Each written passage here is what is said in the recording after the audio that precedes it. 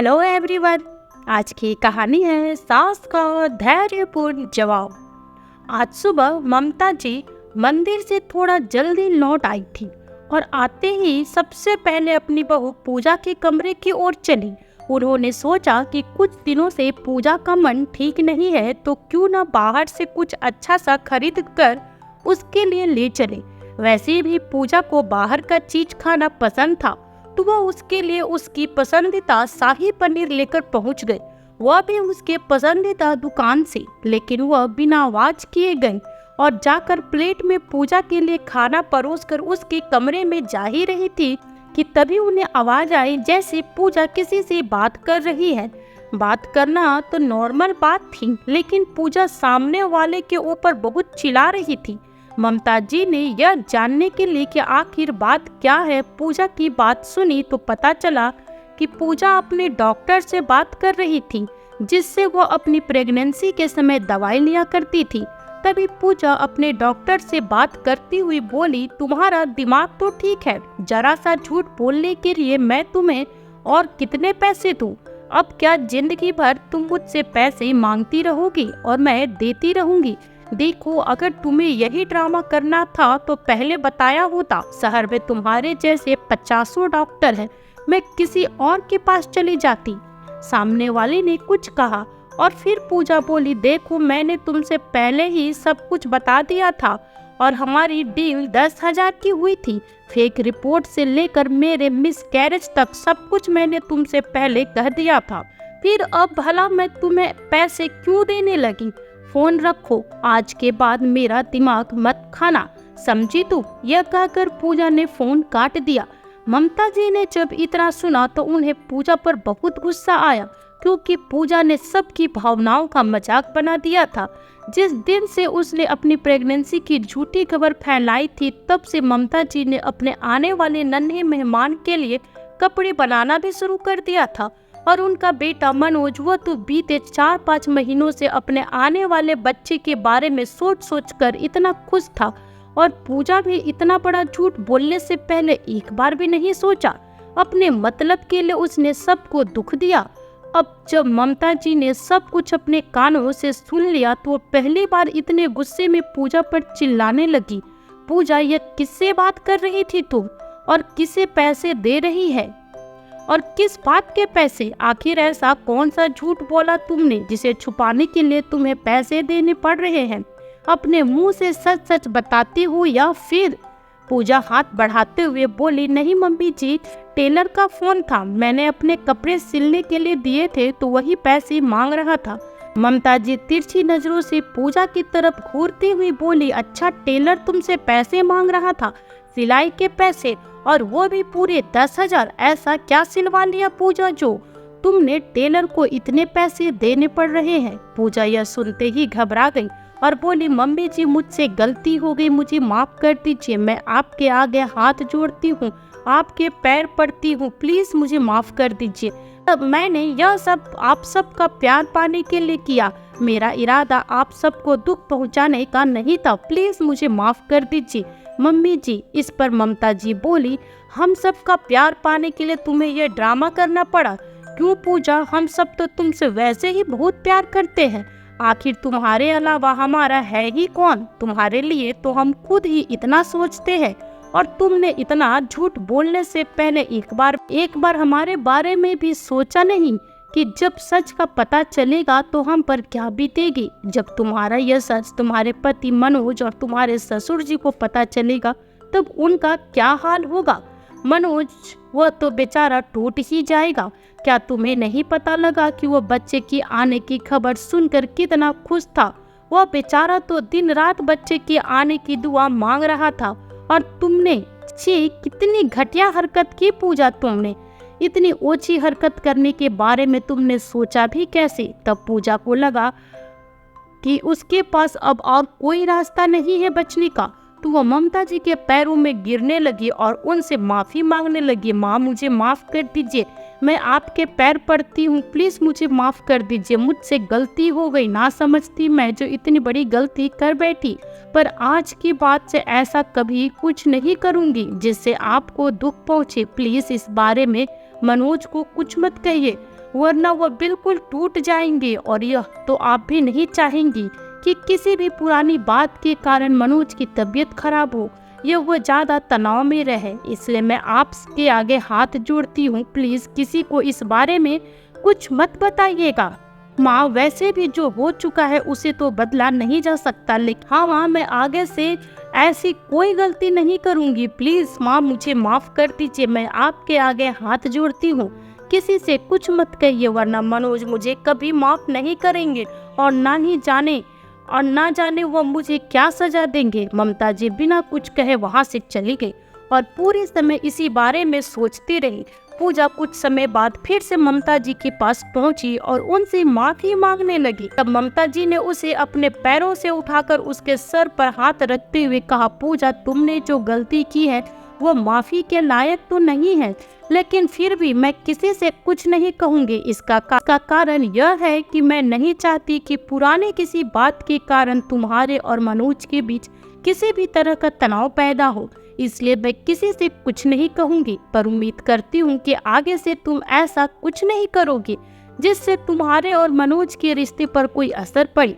पूजा ने हाथ जोड़कर ममता जी को धन्यवाद दिया और कमरे से चली गई। इधर ममता जी भी पुरानी बातों को भूलने की कोशिश कर रही थी और उधर पूजा अपने कमरे में इधर से उधर चक्कर लगा रही और खुद ही खुद बड़बड़ा रही थी, इस बुढ़िया को तो ठिकाने लगाना ही पड़ेगा। जब देखो तब किए किराए पर पानी फेर देती है। इस बुढ़िया को फंसाने के लिए इतना सब कुछ किया पर हुआ कुछ नहीं। न इसका बेटा इससे नफरत करता है और न ही इसके पति। अब तो इस बुढ़िया से पीछा छुड़ाने के लिए कुछ न कुछ करना ही पड़ेगा। जैसे ही अगला रविवार आया तो मनोज और उसके पिता पारसनाथ जी दोनों अपने घर आ गए। आज पूजा अपनी सहेलियों के साथ बहुत दिनों बाद बाजार निकली थी, इसलिए घर पर मनोज, पारसनाथ जी और ममता जी ही थी। मनोज ने इस बार सोचा था कि जब वो घर जाएगा तो अपने घर में एक दो जगहों पर सीसीटीवी कैमरा लगवा देगा, क्योंकि शहर में चोरी डकैती जैसी घटनाएं बहुत बढ़ रही थीं और गांव में भी एक दो लोगों के यहाँ चोरी हो चुकी थी। इसलिए मनोज ने घर में सीसीटीवी कैमरा लगवा दिया। इधर पूजा जब बाजार गई तो वह बाजार से अपनी सास के लिए बेहोशी की दवा लेकर आई और पूजा पूरे दिन घर से बाहर थी, इसलिए उसे पता ही ना चला कि आज घर में क्या क्या हुआ था। जब वो आई तो अपने कमरे में आराम करने चली गई। ममता जी बेचारी शाम से ही काम में लगी हुई थी। मनोज ने भी उनकी मदद की और कमरे में जाकर उसने पूजा से कहा, पूजा, तुम हर वक्त अपने कमरे में पड़ी रहती हो, माँ की जरा सा मदद नहीं कर सकती हो? वो हर वक्त काम में लगी रहती है। अब उनकी कोई उम्र है क्या काम करने की? अरे जब घर में बहू आ जाए तो सास को तो वैसे भी काम नहीं करना चाहिए। तुम घर में हो तो कम से कम इस बात का तो ध्यान रखा करो कि माँ को थोड़ा आराम मिले। मैं यह नहीं कहता कि सारा काम तुम ही करो, पर ऐसा भी नहीं होना चाहिए जैसा तुम करती हो। पता नहीं तुम्हें कब अक्ल आएगी। मैं तो तुम्हें समझा समझा कर थक गया हूँ। अब चलो, खाना बन गया है, चलकर खा लो। मनोज पूजा को बुलाकर नीचे ले आया और सब लोगों ने साथ बैठकर खाना खाया। खाना खाकर सब लोगों ने आपस में बैठकर बातें की। सब अपने अपने कमरे में सोने चले गए। अगली सुबह मनोज और पारसनाथ जी दोनों काम पर निकल गए। इधर पूजा और ममता जी दोनों हमेशा की तरह घर पर अकेली थी। पूजा ने सोचा कि इससे अच्छा मौका मुझे फिर कभी नहीं मिलेगा इस बुढ़िया को सबक सिखाने का। यह सोचकर पूजा ने वह बेहोशी की दवा निकाली और अपनी सास के चाय में मिला दी। पर ममता जी ने अपना शुगर हाई होने के कारण आज चाय नहीं पी और पूजा से कहने लगी, बेटा खाना बना दिया है, तुम्हें जब भूख लगे तब खा लेना। अब मैं अपने कमरे में जाती हूँ, अगर कोई काम हो तो बता देना। पूजा बोली, माँ जी सरसों का तेल कहाँ रखा है? ममता जी ने उसे बताया। इतने में पूजा ने किचन से सरसों तेल की एक छोटी सी शीशी उठा ली। ममता जी बर्तन साफ करने में लगी थी, सो उन्होंने बिल्कुल ध्यान नहीं दिया। जब ममता जी बर्तन साफ करके पीछे मुड़ी तो देखा कि पूजा वहाँ नहीं थी। उन्होंने आवाज लगाई तो पूजा का कोई जवाब नहीं आया, तो उन्होंने समझा कि पूजा अपने कमरे में सोने गई होगी या आराम कर रही होगी। तब ममता जी भी अपने कमरे में जाने ही वाली थी। तभी पूजा ने ममता जी को ऊपर बुलाने के लिए बहुत तेज चीख निकाली। उसकी चीख की आवाज सुनकर ममता जी डर गई और नीचे से चिल्लाने लगी, पूजा पूजा, क्या हुआ बेटा, तुम ठीक तो हो? तुम कुछ बोलते क्यों नहीं? तुम ठीक हो ना बेटा? फिर घबराती हुई ममता जी सीढ़ियों से ऊपर जाने लगी और तभी ऊपर की सीढ़ी से उनका पैर फिसल गया और अचानक ऊपर से नीचे आ गिरी। नीचे गिरते ही उनके मुंह से तेज चीख निकली और वह बेहोश हो गई। पूजा ने अपने कमरे से आकर सबसे पहले वो तेल साफ किया और फिर अपने पति को फोन की और सारी स्थिति के बारे में बताया। मनोज जल्दी से अपने घर पहुंचा और अपनी माँ को लेकर अस्पताल गया, पर पूजा घर पर ही थी। मनोज अपनी माँ को दिखाने गया तो डॉक्टर ने उनके पूरे पैर पर पट्टी कर दी और कहा कि यदि 7 दिन में भी दर्द कम न हुआ तो हमें उनके पैर पर प्लास्टर चढ़ाना होगा, जो कि कम से कम 2 महीने में उनके पैर को ठीक कर पाएगा। अभी तो 7 दिन का समय लगेगा। अभी के लिए आप इन्हें ले जा सकते हैं। ममता जी जब होश में आई तो मनोज ने उनसे पूछा, माँ आप कैसे गिर गई? आपको मैंने कहा था कि आप ज्यादा ऊपर नीचे मत जाया करो। अब देखो चोट लग गई ना। आप ऊपर जा ही क्यों रही थी? आपका कमरा तो नीचे है, फिर ऊपर क्यों? ममता जी बोली, बेटा मुझे पूजा के चीखने की आवाज आई थी, जिसे सुनकर मैं डर गई। मुझे लगा बहू किसी मुसीबत में तो नहीं, इसलिए मैं उसे देखने के लिए ऊपर गई थी। पर जैसे ही मैं ऊपर जा रही थी तो अचानक मेरा पैर फिसल गया और मैं गिर पड़ी। पर मुझे ऐसा लगा जैसे वहाँ कुछ गिरा हुआ था, कुछ चिकना, जैसे कोई तेल या कुछ।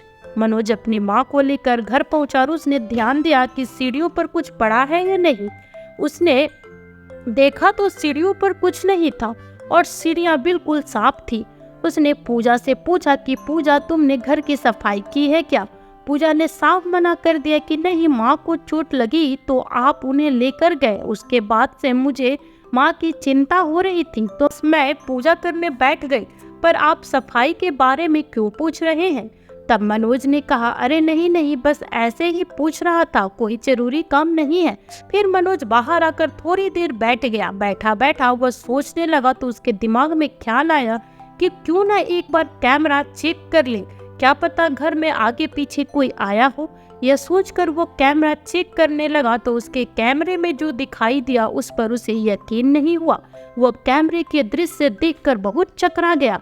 दरअसल कैमरे में उसने देखा कि पूजा किचन से दौड़कर आई और सीढ़ियों पर तेल गिराकर ऊपर अपने कमरे में चली गई और कमरे में जाने के बाद वो तब तक इंतजार करती रही जब तक ममता जी ने उसे आवाज नहीं दी।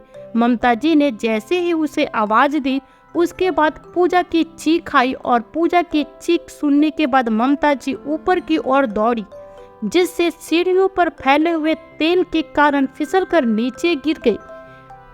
तेल बिल्कुल ऊपर की सीढ़ी पर था, बिल्कुल ऊपर से तीसरी सीढ़ी पर, यानी ममता जी को गंभीर चोट भी लग सकती थी या फिर पूजा का इरादा वही था, पर ऐसा नहीं हुआ। मनोज यह सब देखकर अपना आपा खो बैठा और गुस्से में दमदमाता हुआ अंदर गया और अपने कमरे में जाकर उसने बिना कुछ सोचे समझे ही पूजा को अपनी ओर खींचकर उसके गाल पर 2-3 थप्पड़ जड़ दिए और इस बार थप्पड़ लगने से पूजा जमीन पर गिर पड़ी। तब मनोज चिल्लाता हुआ बोला, बेशर्म निर्लज्ज, तुझे शर्म नहीं आई? मेरी माँ ने तेरे लिए क्या कुछ नहीं किया, लेकिन तूने एक बार भी उनके बारे में नहीं सोचा। मेरी माँ ने तेरी खुशी के बारे में हमेशा सोचा और तुमने उनकी जान लेनी चाहिए। क्या चाहती हो तुम कि मेरी माँ सीढ़ियों से गिरकर मर जाए और फिर तू अपनी मन मर्जी करे? यही चाहती थी ना? तब पूजा फिर से अनजान बनने का नाटक करते हुए बोले, आप ये क्या कह रहे हैं? मुझे कुछ समझ नहीं आ रहा। इतनी ही देर में पारसनाथ जी भी वहाँ पहुँच गए और आकर बोले, मनोज ये क्या बदतमीजी है? हमारे घर में तो औरतों के साथ ऐसा बर्ताव नहीं किया जाता। सारे संस्कार भूल चुके हो क्या? पहली बार मनोज अपने पिता के सामने तेज आवाज में बोला, हाँ भूल चुका हूँ मैं सारे संस्कार, और ऐसे लोगों के सामने संस्कार और तमीज की बात ना ही की जाए तो अच्छा है पापा। आप नहीं जानते कि इसने क्या किया है। अगर आप जान जाएंगे तो आप भी शायद यही करेंगे जो मैं कर रहा हूँ। मतलब? पारसनाथ जी ने मनोज से सवाल पूछा, तुम कहना क्या चाहते हो? साफ साफ बताओ, मनोज पहेलियां मत बुझाओ। तब मनोज बोला कि पापा आपको क्या लगता है कि माँ सीढ़ियों से अपने आप गिरी है? नहीं पापा, माँ सीढ़ियों से अपने आप नहीं गिरी, बल्कि उन्हें गिराया गया था, और उन्हें किसी और ने नहीं बल्कि आपके इस लाडली प्यारी बहू, इस पापी इंसान ने गिराया था। इसने एक बार भी नहीं सोचा कि अगर माँ को कुछ हो गया तो हमारा क्या होगा। आप नहीं जानते पापा कि यह कितनी घटिया औरत है। पूजा जैसे ही खड़ी हुई, मनोज ने एक बार फिर से पूजा को मारने की कोशिश की, पर पारसनाथ जी ने उसका हाथ पकड़ लिया और बोले, मनोज, इसने जो कुछ भी किया तुम्हारी माँ के साथ किया, तो इसके साथ जो भी करोगे अपनी माँ से पूछ कर करोगी। इससे क्या सजा देनी है और क्या नहीं, इसका फैसला भी तुम्हारी माँ करेगी, तुम नहीं। ठीक है पापा, लेकिन अगर बात ऐसी है कि यह जिसकी दोषी है वही फैसला करेगा, तब भी हाँ, फैसला मैं ही करूँगा, क्योंकि तब भी यह सबसे बड़ी दोषी अगर किसी की है तो वो मेरी और माँ की है। इसलिए फैसला करने का अधिकार भी मुझे है पापा। आप नहीं जानते इसकी सच्चाई के बारे में। पूजा मनोज की ओर देखी जा रही थी। आज वह बहुत डर रही थी। उसे डर था कि मनोज को उसकी कौन सी सच्चाई पता चल गई थी। तभी पारसनाथ जी मनोज से पूछा, आखिर कहना क्या चाहते हो तुम? तब मनोज ने बताया, पापा, जिसे आप इतनी सीधी, समझदार, सर्वगुण संपन्न बहू मानते हैं, वास्तव में वह एक निहायत ही बदतमीज, घटिया और एक नंबर के चालू किस्म की लड़की है। यह तो ऐसी लड़की है कि खड़े खड़े इंसान को बेच दे। आप नहीं जानते पापा कि इसने क्या किया है। आप, मैं और माँ, हम सब यही जानते हैं कि पूजा का मिसकैरेज हुआ था। यहाँ तक कि मैंने और आपने भी इसका दोषी माँ को मान लिया था, और इसने तो माँ को क्या कुछ नहीं कहा, और माँ ने भी बिना कुछ कहे सारी बातें सुनी। इसने हमसे जो कुछ भी कहा वह सब झूठ था। दरअसल में कभी कोई बच्चा था ही नहीं। इसने हमसे सब झूठ कहा था कि यह माँ बनने वाली है। इसने हमारे सामने झूठी प्रेगनेंसी का नाटक किया और फिर खुद ही मिसकैरेज का भी नाटक किया, जिसका इल्जाम इसने माँ पर लगा दिया। यह सुनते ही पूजा ने तेजी से पलटकर मनोज की ओर देखा तो मनोज बोला कि चौंक क्यों गई, कि मुझे कैसे पता चला? क्योंकि माँ को तो तुमने कसम दे दी थी ना, वह किसी को कुछ नहीं बताएगी। जब माँ तुम्हारे लिए बाजार से बाहर का खाना लाई थी तो उन्होंने मुझे यह बताने के लिए फोन किया था कि आज वह तुम्हारे पसंद का खाना बाहर से लेकर आई है, जिससे शायद तुम्हें थोड़ी खुशी मिलेगी। और माँ ने मुझसे बात करके फोन ऐसे ही छोड़ दिया। मैं भी अपने काम में लग गया और मैंने फोन पर ध्यान नहीं दिया, पर जब मैंने फोन अपने कान पर लगाया तो मैंने वह सब कुछ सुना जो तुम माँ से कह रही थी, जब तुम माँ के आगे गिड़गिड़ा रही थी। और मेरी माँ ने तुम्हारे परिवार को बचाने के लिए इतनी बड़ी बात भी अपने बेटे यानी मुझसे छिपाई, ताकि तुम्हारी जिंदगी में कोई परेशानी ना आए। और तुमने मेरी माँ की ही जिंदगी को जहन्नुम बनाने में कोई कसर नहीं छोड़ी। बहुत बड़ी गलती हो गई हमसे जो यह सोच बैठे कि हम तुम्हें हर सुख सुविधा दे सके। वास्तव में तुम तो एक निहायत ही लालची लड़की हो, जिसकी कभी भी इच्छा पूरी नहीं हो सकती है। इसलिए हमें माफ करो और निकल जाओ इस घर से, और दोबारा यहाँ लौटकर मत आना। गुस्से में मनोज पूजा को उसके घर ले गया और वही छोड़ आया। पूजा फिर से अपने स्वर्ग जैसे घर को छोड़कर उसी नरक जैसी जिंदगी में वापस पहुंच चुकी थी, जहां उसके पास 2 वक्त का खाना भी नसीब नहीं था। आज भी उसके परिवार की वही दशा थी। जब वह सूखी रोटी खाती तो याद करती कि कैसे वो अपनी सास के दिए हुए मेवा मिष्ठान को भी ठुकरा दिया करती थी। जब वह जंगलों का काम करती तो याद करती कि कैसे उससे 2 वक्त की रोटी भी नहीं बनाई जाती थी, और उसकी माँ जैसी सास ने उसे कभी किसी काम के लिए भी जबरदस्ती नहीं की। आज उसे अपने परिवार के, अपने घर की और अपने सास की कमी बहुत खल रही थी। उसे महसूस हो रहा था कि उसने क्या खोया है। वह शाम को ही मनोज को फोन करने लगी, लेकिन मनोज ने अपना फोन स्विच ऑफ कर दिया और पूजा से कोई बात नहीं की। ममता जी को अभी तक इस बारे में पता नहीं था। जब वह सुबह उठी तो उन्होंने पूजा के बारे में पूछा। मनोज ने बात को टाल दिया और ममता जी को उनकी दवाइयाँ दे दी और बोला, माँ, मैं अभी आपके लिए नाश्ता लेकर आता हूँ, आप नाश्ता करके आराम कीजिए। मनोज अपनी माँ के लिए नाश्ता लाया और उसने अपने हाथों से अपनी माँ को नाश्ता खिलाया। ममता जी ने गौर किया कि जब भी वो पूजा की बात करती है तो मनोज बात को टाल देता है। जैसे ही शाम को मनोज उनके पास आकर बैठा तो वह मनोज से बोली, मनोज बेटा एक बात बता, मैं तुझसे जो पूछना चाहती हूँ वो तू मुझे सच सच बताएगा या नहीं, और कुछ भी झूठ नहीं बोलेगा। मुझे बता कि पूजा कहाँ है, वो कल से दिखाई क्यों नहीं दे रही। तब अपनी माँ के बहुत पूछने पर मनोज ने उन्हें सच सच बता दिया। ममता जी को पूजा का सच पता चला तो उन्हें भी झटका लगा, क्योंकि वह पूजा को बार बार माफ करने की कोशिश कर रही थी और पूजा बार बार उन्हें गलत साबित कर रही थी। ऐसे में वो अपने बेटे को समझाती भी तो क्या और कैसे।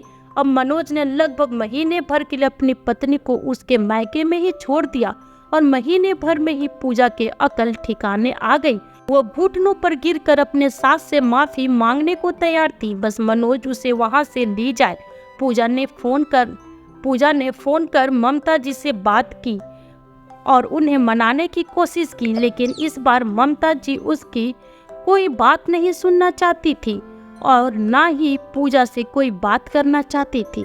लेकिन फिर भी ममता जी अपने उस बहू को जवाब दिया और कहा, पूजा मैंने सोचा था कि तुम गरीब घर की लड़की हो, कच्चे मकान में रही हो, सूखी रोटी खाई हो, पर्दे वाले बाथरूम में नहाई हो, 2 वक्त का खाना भी तुम लोगों को मुश्किल से मिलता था। इतनी गरीबी से आई हो तो पैसों का महत्व समझती होगी। हमें पैसों की कमी नहीं थी, इसलिए ऐसे घर की लड़की लाना चाहते थे जो गरीबी को समझती हो ताकि पैसों की कदर कर सके। लेकिन तुम तो हमारे यहाँ आकर सारे सुख सुविधा देखकर पागल सी हो गई। पैसों की बचत की जगह फिजूल खर्ची पर उतर आई, बेवजह गहनों और कपड़ों से अलमारी भरने लगी, घर का खाना छोड़ बाहर के खाने पर जोर देने लगी।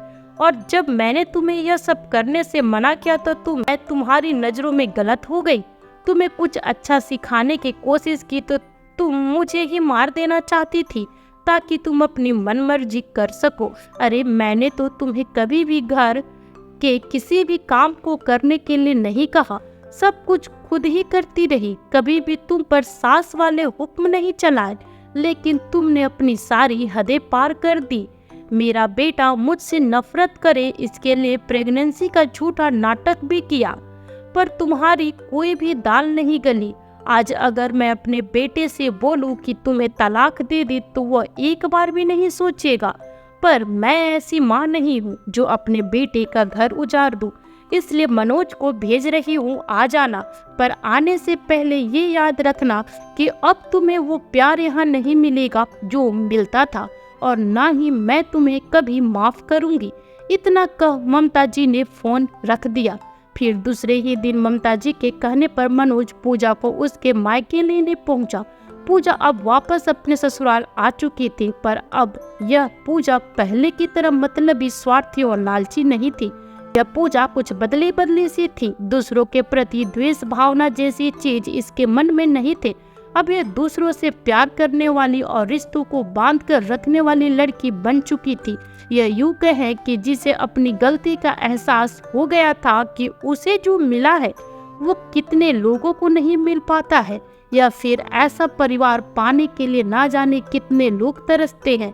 उसके बाद सब कुछ ठीक हो गया और पूजा भी अपनी सास के साथ एक बेटे की तरह रहने लगी, उनकी खूब सेवा करने लगी। ममता जी को घर का एक भी काम करने नहीं देती। धीरे धीरे मनोज ने भी अपनी माँ के प्रति बदलता उसका व्यवहार देखकर उसे माफ कर दिया। तो दोस्तों, कैसी लगी आपको आज की ये कहानी? कमेंट करके जरूर बताइएगा। साथ ही लाइक एंड शेयर करना बिल्कुल न भूलें। फिर मिलती हूँ आपसे न्यू वीडियो में एक नई कहानी के साथ। तब तक अपना ख्याल रखें और स्वस्थ रहें। Bye bye.